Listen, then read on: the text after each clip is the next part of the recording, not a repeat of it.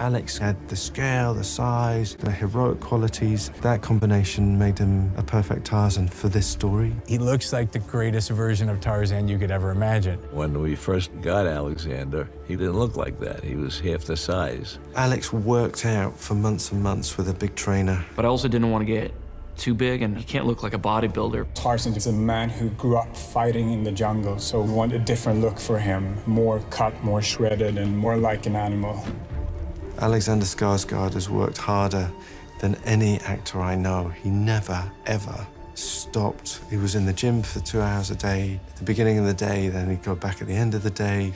He was doing movement classes, he did everything over a period of months. We should pump for this, right? Yeah. We actually have a mobile gym on set as well. A couple of dumbbells and a bar. So the days when he's shirtless and we want that pumped look, we're actually lifting a little weights before he's on. That sort of commitment and discipline boggles my mind. He looks phenomenal. Yeah, he's really transformed his entire body. Like, how do you get that shredded? You just do a lot of sit-ups and you... And then you're an 8th grade gym coach?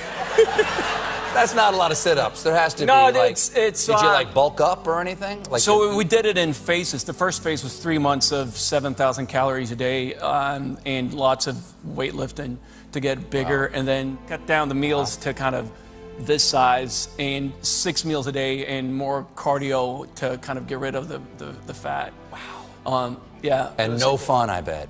No fun for 8 months.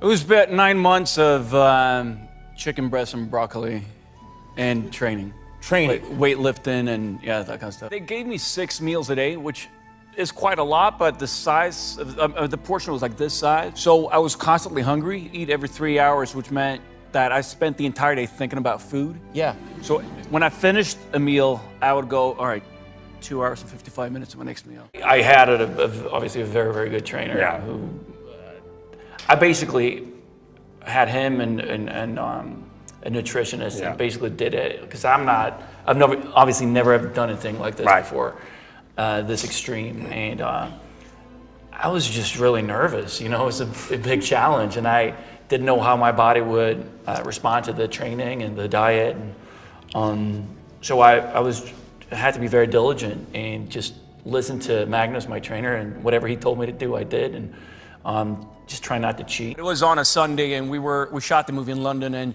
we were at the gym and lifting weights, and I guess he just saw that my will to live was fading, and Magnus, and it's been 5 months of broccoli, chicken breast, and that kind of stuff, and he was like, Alex, let me take you to lunch. Put down the weights. Let's go. And he took me to this Italian restaurant and sat me down and said, "What do you want?"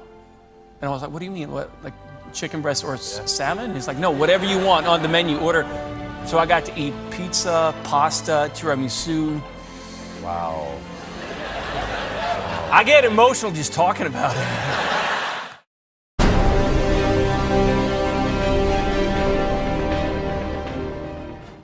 We wrapped the movie, and I fell off the wagon completely. And 5 months later, David Barron, our producer, called me and said, so we have this little scene we've added in the end of the movie that we want to shoot in 4 months. It's about a 5-second scene, so can you go back on that diet for that scene? So what'd you do?